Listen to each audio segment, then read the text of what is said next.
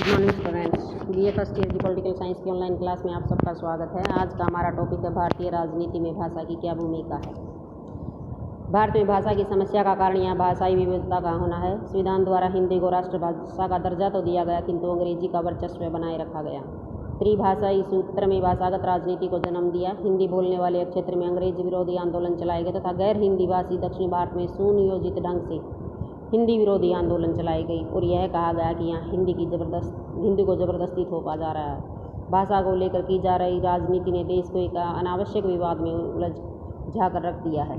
भारतीय संविधान के अनुसार देवनागरी लिपि ने लिखी हिंदी संघ सरकार की सरकारी भाषा होगी। राज्यों के बीच तथा राज्यों और केंद्र के बीच संचार की भाषा अंग्रेजी होगी, किंतु यदि दो या दो से अधिक राज्य सहमत हो तो वे हिंदी को अपना सकते हैं।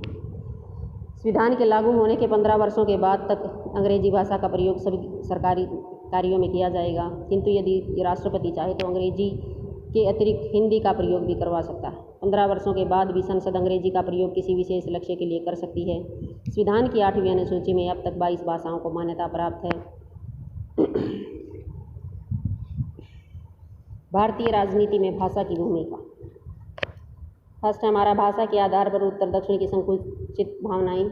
हमारा देश भाषा के आधार पर 2 भागों में विभाजित हुआ सा प्रतीत होता है। देश के उत्तरी भाग में हिंदी भाषी लोग रहते हैं और दक्षिणी भाग में गैर हिंदी भाषी और प्राय अंग्रेजी के बोलने वाले लोग भी रहते हैं।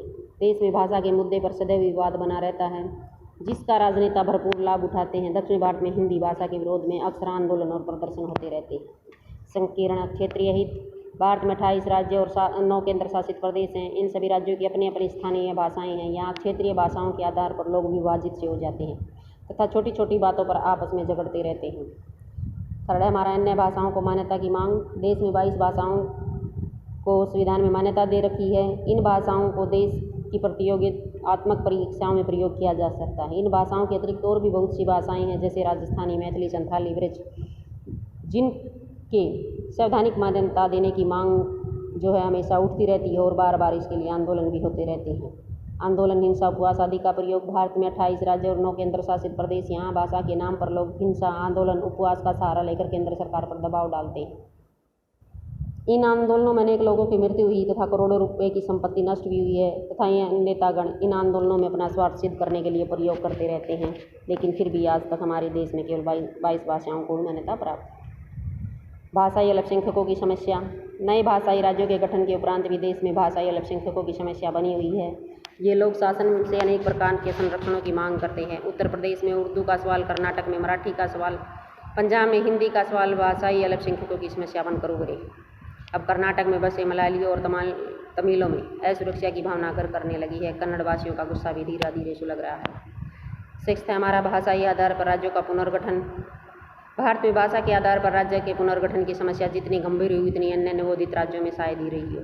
स्वाधीनता के बाद कुछ ही राज्यों की सीमाएं भाषा के आधार पर तय की गई। 1952 में तेलुगु भाषाई लोगों का आंदोलन बहुत तीव्र हुआ और एक प्रतिष्ठित तेलुगु नेता पोट्टी श्री रामलल्लू ने उन क्षेत्रों को लेकर जहां तेलुगु भाषाइयों का बहुमत था, एक अलग राज्य बनाने की मांग मनवाने के लिए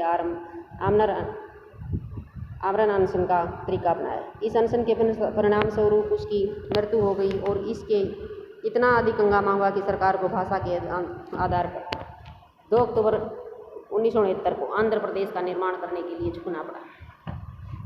तेलुगु भाषा भाषियों की मांग एक बार सरकार के मान लिए जाने के बाद देश के विभिन्न क्षेत्रों में भाषा के आधार पर राज्य बनाने की मांग की जाने लगी। इस मांग की जांच पड़ताल करने और नए राज्यों की सीमाएं निर्धारित करने के लिए राज्य पुनर्गठन आयोग नियुक्त किया गया। राज्य पुनर्गठन आयोग की सिफारिश के आधार पर भाषा के आधार पर 1956 में राज्यों को पुनर्गठन करने के बाद बम्बई राज्य में भाषा के प्रश्न को लेकर निरंतर असंतोष बना रहा और 1960 में इनसे 2 राज्यों गुजरात और महाराष्ट्र में विभाजित हो गया। 1 नवंबर 1966 को तत्कालीन पंजाब राज्य को भाषा के आधार पर ही हरियाणा और पंजाब में विभाजित कर दिया।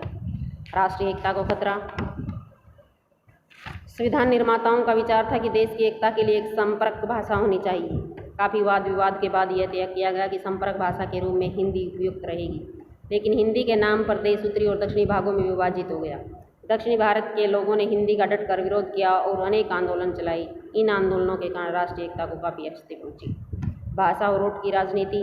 भारत में भाषा ने वोट की राजनीति को जन्म दिया। प्राय नेतागण जिस भी राज्य और क्षेत्र में जाते हैं वहाँ की स्थानीय भाषा के कुछ शब्दों का प्रयोग करके मतदाताओं को प्रभावित करने का प्रयास करते हैं। तो इस प्रकार ये हमारे देश में भाषा जो है राजनीति को काफ़ी प्रभावित करती है। तो इस भाषाई समस्या को हल करने के लिए कुछ सुझाव दिए जा सकते हैं।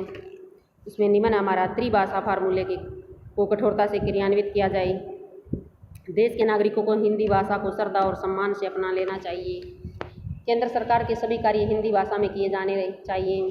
अंग्रेजी पुस्तक और अन्य उपयोगी दस्तावेजों का अनुवाद सरल हिंदी में किया जाना चाहिए जिससे कि आम आदमी इसको समझ सके। हिंदी की पुस्तक को दक्षिणी भारत में कम मूल्य पर बांटा जाना चाहिए जिससे कि आम आदमी इसे पढ़ सके। अंग्रेजी को पूर्ण रूप से समाप्त नहीं करना चाहिए।